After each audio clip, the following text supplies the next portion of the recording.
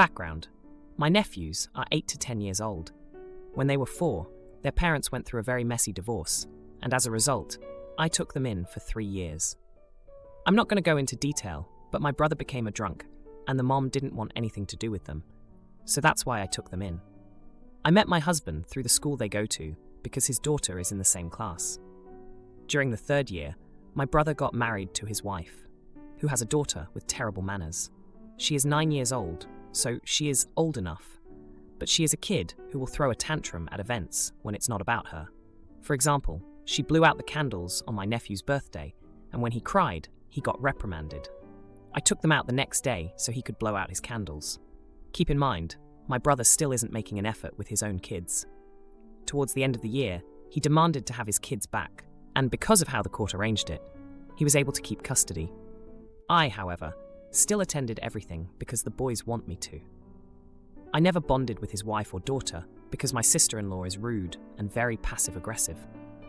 I have made efforts by inviting them to my house to bond, but she ripped up my husband's daughter's favorite doll, and then my sister-in-law got mad at me for reprimanding her. In my wedding, my daughter is going to be the only one in the wedding party as a flower girl, and my nephews are the ring bearers. We have a no kids rule, so that means no stepniece, as I know that she will throw a tantrum at my ceremony. The main issue is that she wants to be part of my wedding as a flower girl. My answer is no, because I want my daughter to feel special, and to be honest, she isn't important enough to me to want her in my wedding. Her mother is demanding that her daughter be a flower girl, or my nephews won't be taking part. That I'm hurting a child's feelings by excluding her. It's not that I want to exclude her. It's just that I know she is going to throw a temper tantrum the moment she knows she's not the center of attention, because no matter what, she does that. I told my brother that if this happens, I will cut off all financial support I have given them, which he said was not fair. Keep in mind, I would be paying for a babysitter at the hotel, and I have chosen a venue that's close to a theme park. So while the ceremony goes on, she will be there, and then my daughter and nephews will join them for the rest of the time, and then go back to the hotel to go to bed and everything while the reception goes through. Because this is a destination wedding, I will be paying for my parents' and brother's room and a babysitter, which I think is generous and way more fun than being in a wedding, which can be stressful. My brother is telling me to sort it out with my sister-in-law, and my parents understand me, but told me to let it go. My daughter wants to be the only flower girl, but wants my nephews, and they cried when they thought they couldn't be a part of the wedding. Also, I'm not going to cut off financial support because that will just affect my nephews more than anyone. By the way, the financial support I give is paying for school bills such as extracurriculars, tutoring, clothes, shoes, and school supplies for my nephews. My brother has always wanted to be a dad to girls, so I think he just pays for general stuff, but leaves my nephews to fend for themselves. Also, I do have a trust fund for them to open at 18, so don't worry about that. Am I the jerk? Now, for a few comments before the update. Comment 1. Not the idiot. Your brother needs some spray starch for his spine, and you have made it clear that your sister-in-law isn't going to strong-arm her child's way into your wedding party. He can either stand up for his children or be a doormat. It's his choice. Her mother is demanding that her daughter be a flower girl, or my nephews won't be taking part. I'm hurting a child's feelings by excluding her. It's not that I want to exclude her. It's just that I know she is going to throw a temper tantrum the moment she knows she's not the center of attention, because no matter what, she does that. Boo, flipping, who? The flower girl position has been filled. Little Miss No Manners didn't make the cut. I told my brother that if this happens, I will cut off all financial support I have given them, which he said was not fair, or too bad, so sad. I guess it stinks for him that life is not fair. Comment 2. Not the idiot. The flower girl position is taken. Not only taken by a random family member's kid, but by the daughter of the bride. Sister-in-law can go pound sand. Her kid is her problem. Her tantrum is hers to deal with. That kid is not invited to the wedding. The ring bearers are your foster kids, for that matter, not step-niece brothers. If your foster kids don't participate and you are bullied and denied them on your big day, you are not obligated to open your purse to him. It might not be fair, but life isn't fair. The kids didn't deserve a drunk father, an absentee mother, and an evil stepmom. But that's what they got. He can't have it all. Your wedding, your rules. At sister-in-law's wedding, her kid can be the flower girl. Now, for the update. Hey Reddit, It's been a month since I last posted about the drama surrounding my wedding and my stepniece wanting to be a flower girl. Buckle up, because things have taken some busy turns. First off, let me fill you in on some history that I didn't mention before. My brother's wife, let's call her Karen, has always been competitive with me. Ever since she married my brother, it's like she's been trying to one-up me in every aspect of life. This wedding situation is just the latest battlefield. So the update, after my last post, I tried to have a heart-to-heart with Karen. I thought maybe if I explained how important it was for my daughter to have this special role, she'd understand. Boy, was I wrong. She accused me of favoritism and said I was trying to replace her daughter with my own. It got heated, and she stormed out, leaving me feeling like the worst person in the world. The next day, my brother called me, and we had a long talk. He confessed that he felt caught in the middle and didn't know how to please both his wife and me. I felt for him, I really did. But I stood my ground, my wedding, my rules. Now here's where it gets juicy. A week later, my nephews came over for a visit, and they were both looking really down. Turns out, Karen had been taking out her frustrations on them, blaming them for not being able to convince me to let her daughter be a flower girl. They were heartbroken, and it ended the life of me to see them like that. I decided enough was enough. I called my brother and told him that if he didn't sort things out, I'd be forced to take action. I didn't want to play this card, but I reminded him of the financial support I've been providing and how it could go away if he didn't step up. The confrontation must have sparked something, because the next thing I knew, Karen was at my door, in tears, apologizing for everything. She said she didn't realize how her actions were affecting everyone, especially the kids. It was a jaw-dropping moment, and I was skeptical, but I accepted her apology for the sake of family peace. But wait, there's more. Just when I thought we were on the path to reconciliation, I found out that Karen had been bad-mouthing me to the rest of the family, telling them I was the one being unreasonable and cruel. I was flawed. Here I was, trying to be the bigger person, and she was stabbing me in the back. The final straw came when I caught her daughter, the infamous stepniece, trying to sabotage my daughter's flower girl dress. She had scissors in hand, ready to cut a huge chunk out of the fabric. I managed to stop her just in time, but the damage was done. The trust was broken. I had to make the toughest decision of my life. I told my brother that his daughter was no longer welcome at the wedding. Period. It was a heartbreaking conversation, and I could hear the disappointment in his voice. He knew it was his wife's doing, but he was powerless to change her behavior. The wedding is now a week away, and the tension is palpable. My daughter is still the only flower girl, and my nephews are still the ring bearers, but the family rift is wider than ever. I've arranged for the babysitter and everything for the stepniece, but I'm not sure if they'll even show up at this point. Sister mocks my parenting, but her kid's meltdown has her begging for help.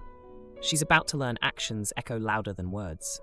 My sister and I had our sons around the same time. My nephew turns 7 in October, and my son turns 7 next month. I was 20 years old when I had my son, and this was a big deal with my sister. She's 10 years older than I am and really had no expectations when it came to me as a mom. She predicted I would end up single, and my son's dad would bail, and that I would give up within the first year. Instead, we are married, and we had 2 little girls after our son. We are very different parents. My sister is very strict and regimented as a mom, and has a lot of rules and swift, harsh punishments for bad behavior or any subpar behavior. My husband and I would probably fall more into a gentle parenting kind of deal. We teach our kids how to act in public, but we do so in a very different way than my sister and her husband. My nephew can be very challenging, and he's an angry little boy. I suspect it's because his parents are often angry, and he is picking up on that and building resentment, which has made his behavior worse. Our parents have brought this up to my sister in the past, and she has told them it's not true, and claimed my son behaves far worse, despite them saying it's not even close to the truth. Our parents had both boys on Saturday, and my sister and I arrived at the same time to pick them up. Our parents' elderly neighbor approached my sister and told her that she should have a word with her son because of how rude and disrespectful he is to others. My sister told the neighbor that she had the wrong sister, and my son was the kid who gets into trouble. The neighbor said she knows the boys apart and knows who the mom to each is. She told my sister that my son was very sweet and showed no disrespect the way her son did. My sister was furious. The neighbor told her that thanking someone, my son, for picking something up for her, does not warrant being yelled at and cursed at by a small child. Apparently, my nephew got an attitude and told her nobody has to help her because she's old and can't do anything for herself. My sister went off on the neighbor and said her son is so much better behaved and accused her of spreading lies. The neighbor walked away mid-tirade, and then my sister started to turn on me. And instead of letting her, I said she needs to stop being so bitter and examine her parenting instead of going off on people who complain about her son's behavior. I told her I would not let her take it out on me, that she was wrong about me as a mom, and that I feel like a lot of her anger comes down to that she hates that I don't get the same comments. She tried to yell at me, but I just got my son off of our parents and left. My parents asked me what happened, and I told them. They said I did nothing wrong, but my sister and her husband are both now coming for me for what I said, and they told me it wasn't my place to say all that disrespectful stuff. Am I the idiot? Ite. My parents are supportive, and it was my sister and her husband who told me it wasn't my place. I realize now I did not make that super clear in the end. Now, for a few comments before the update. Comment 1. Not the jerk. You're right. She needs to examine her own parenting instead of blaming and pointing the fingers at you. It's hilarious to me that she was like, "Oh, you have the wrong parent," and the neighbor set her straight. Too bad for her. Don't engage in their continued finger pointing. And maybe your parents should be sitting her down and having a discussion. Also, what your nephew said is extremely rude, and I would be mortified to find out my child talked to someone like that. Comment 2. Not the jerk. But you might want to consider distancing yourself. Your nephew's parents are deflecting, looking to place blame on anyone else, and they want an apology from you so they can feel vindicated. Your parents need to decide if they want to continue watching your nephew if he behaves so badly. As I always tell my kids, if you behave badly and hurt people with words or a temper, then you won't have any friends. Your nephew is going that way, as are his parents. Now for the update. Hey everyone, thanks for all the support on my last post. It's been a wild couple of weeks since then, and I've got quite the update for you all. After the confrontation with my sister and the neighbor, things got pretty tense. My sister and her husband were furious with me for standing up to her, and they made sure to let me know it. They bombarded me with texts and calls, saying I was out of line and that I should apologize. But I stood my ground. I knew I hadn't done anything wrong by defending myself and my son. Meanwhile, my parents were caught in the middle. They've always tried to stay neutral, but this time they couldn't just sit back. They told me they were proud of how I handled the situation and that they agreed my sister's parenting style might be contributing to my nephew's behavior. They've always been more supportive of my gentle parenting approach, even though they never said it outright to avoid playing favorites. The next weekend, my sister and I were both at our parents' house for a family dinner. It was awkward, to say the least. My sister barely spoke to me, and her husband kept giving me these glares like he wanted to say something but was holding back. My nephew, on the other hand, was acting out more than usual. He was yelling, refusing to eat, and at one point, he even threw his plate on the floor. That's when my son did something that surprised us all. He went over to my nephew, put his hand on his shoulder, and said, "It's okay to be upset, but it's not okay to make Grandma and Grandpa sad." My nephew looked at him, and for the first time that evening, he was quiet. He didn't apologize, but he did start picking up the pieces of his broken plate.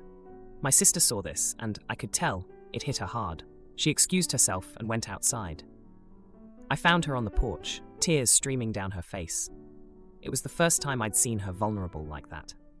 She admitted that she was struggling with her son's behavior and didn't know what to do anymore. She confessed that she was envious of the relationship I had with my kids and how they respected me without fear. We talked for hours, and I shared with her some of the things my husband and I do with our kids, how we focus on understanding their feelings and teaching them to express themselves in a healthy way. It was a heart-to-heart that was long overdue. The next day, my sister called me and asked if I could help her implement some of the gentle parenting techniques I use. I was more than happy to help. We started having playdates where our kids could interact, and we could model positive behavior together. Slowly, we saw changes in my nephew. He started to calm down and express himself without lashing out. My sister and her husband began to ease up on the strict rules and harsh punishments. They started to see that there was a different way to handle things, and it was working. My nephew was becoming happier, and their home was becoming more peaceful. Just last weekend, we had another family dinner, and the difference was night and day. My nephew was polite, he listened, and he even helped clear the table without being asked. My sister thanked me in front of everyone, saying that she was wrong about my parenting and that she was grateful for my help. As for the neighbor, she noticed the change too. She came over to thank my nephew for helping her with her groceries, and he accepted her thanks with a shy smile. It was a complete turnaround from the boy who had yelled at her just weeks before. Dad's quick remarrying after Mom's death made me snap. He sent invites on her anniversary, but the wedding will reveal his true colors. 2 years ago, my mom died from cancer. She was very young, in her late 50s. My parents were married and happy, so it was incredibly hard for all of us. In less than a year, he met a new woman and then months later announced that they're engaged. It's a short engagement, about 8 to 9 months from getting engaged till the actual wedding. I do understand that a lot of people, seemingly more widowed men from stories I've heard from others, find someone very quickly and often get remarried within a year. So I'm trying not to be naive here. For my siblings and me, it has been a little strange because we are still processing the death of our mother. Additionally, the new fiancé is only a few years older than my sister and me, who are the eldest. We've tried our best to make an effort to be happy for him and be welcoming to her, all while processing our grief. My issue is that he's so wrapped up with his new fiancé that he's forgotten we are still grieving. To the point that on the 2-year anniversary of our mom's death, 3 of us got our wedding invite in the mail, while the others got it the day after. It hurt all of us that they didn't think about this date in the days, week leading up to it, but I decided to leave it as I didn't want to taint their joy. He sent a message to my grandma, my mom's mom, out of the blue after no contact since the funeral. I was with my grandma at the time, asking for their address so he could send them an invite the day after the anniversary. Hence, we were with my grandparents to support each other. He didn't ask how they were doing at this time, or how they were coping with the loss of their daughter, or whether they'd be okay with an invite. He just stated that they were being invited, and he needed their address. My dear grandma said she'd like to attend for our sake, though my granddad refused point blank and was too upset to talk further. A month later, my sisters and I were added to the Hindu WhatsApp group with all the new fiancé's friends, who were all chatting excitedly and planning the hen party. For us, that was another pang of heartache, as we are only in this position because our mom, pretty recently, died. Here's where I'm wondering, if am I the idiot? Am I the A? I sent my dad a message to say I'm happy for him, but feel they haven't thought about our grief, and would have liked to be asked first before being added to a hen group. But most importantly, I wanted them to remember certain dates, like the anniversary, and not send wedding invites in the days week before this time. He replied saying, "Sorry I'm not being thoughtful enough. I'll make sure to check with you beforehand." Note: it might have been insensitive to send his kids wedding invites just before the anniversary. I said I don't want him to run everything by me. Just remember we're grieving. Then he blamed the post and said that it wasn't their fault it arrived on the day. Now I think he's avoiding me. So, am I the idiot for putting a damper on their wedding by highlighting our grief? Now, for a few comments before the update. Comment 1. Not the idiot. Your dad is so focused on his own feelings, he has forgotten, or didn't ever realize in the first place, that his children are grieving. In addition, his upcoming wedding is likely a way for him to avoid his grief and pain. How well it will work, only time will tell. Your dad did a terrible thing and got called out on it. Instead of admitting to it, he has turned defensive and tried to make it your fault, and the post's fault, which doesn't hold up given the call to your grandma the next day. Whether you decide to let him off the hook or not is your call. Talking to the fiancé about it might be an option. I'm sorry for your loss. My mom died at 62, and her partner, of 3 years, so different from a spouse of decades, started dating within months of her death. Fortunately, I have no reason to remain in contact with him, so I am not confronted with his actions every day. Comment 2. Not the idiot. Sorry, but your dad is a huge butt for this, in my opinion. It's cool if he finds someone else, and pretty fast after your mom's death. Good for him, really, but it's not hard to understand and respect the fact that the rest of the family might still be very affected and still be processing the death of a loved one. Especially his own children, who lost their mother, and his parents, who lost their daughter. I mean, no, shoot, your granddad refused the invite and got upset for it. I would have smacked the shoot out of your dad if I was him. That's beyond disrespectful. Now for the update. Hey everyone, A lot has happened since my last post, and I've got to fill you in on the latest drama. So, after my dad's pretty insensitive timing with the wedding invites, things have been tense. My siblings and I have been trying to navigate our feelings, but it's been tough. We've been doing our best to support each other, remembering how close we all were when Mom was still with us. She was the glue that held our family together, and without her, it's like we're all a bit lost. Now, let's talk about the Hindu group chat. My sisters and I were already feeling out of place, but things escalated quickly. One of the fiancé's friends, who we'll call Sarah, started asking for contributions for a lavish weekend getaway. The price was steep, and it was clear that they were planning something extravagant. It was a shock to us because we were used to more low-key family gatherings, and Mom had always been about meaningful experiences over flashy ones. The unresolved conflict really blew up when my sister, who's been struggling financially since she's still a student, mentioned in the group chat that she couldn't afford the trip. Sarah didn't take it well and replied with some pretty harsh words about commitment and being supportive. It was a jaw-dropping moment for us because we couldn't believe someone would be so insensitive, especially knowing our situation. But wait, it gets worse. My dad caught wind of the situation, and instead of backing us up, he offered to pay for my sister's share. This might sound like a nice gesture, but it felt like a slap in the face. It was as if he was trying to buy his way out of the problem without addressing the emotional side of things. We couldn't help but remember how Mom would have handled it. She was always there to listen and help us work through our problems, not just throw money at them. Now, let's talk about my grandparents. After my dad reached out to them for their address, things have been awkward. My grandma, bless her heart, has been trying to keep the peace, but my granddad is still furious. He's been reminiscing about the old days when he and my dad used to go fishing together and how they haven't done that since Mom passed. It's like my dad has become a stranger to him, and it's heartbreaking to see.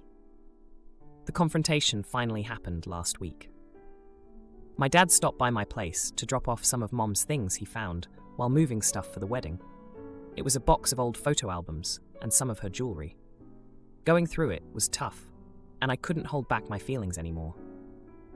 I told him how we all felt like he was erasing Mom's memory with how quickly he moved on, and how it seemed like he was more interested in his new life than honoring the one he had with her. He didn't take it well. He got defensive and said that he had every right to find happiness again. I get that, I really do, but it's like he doesn't see how his actions are affecting us. The conversation ended with him storming out, and now there's this heavy silence between us. It's like we're all walking on eggshells, not sure how to move forward. The wedding is getting closer, and the tension is building. My siblings and I are dreading the thought of sitting there, watching our dad marry someone who could practically be our peer. It's not that we don't want him to be happy, but the whole situation feels like we're being forced to accept this new reality without having had the chance to properly heal. If you like this video, you'll probably like these too. Also, while you're here, please consider subscribing. It's your support that keeps this channel alive and allows me to make better and longer videos. Have a great day.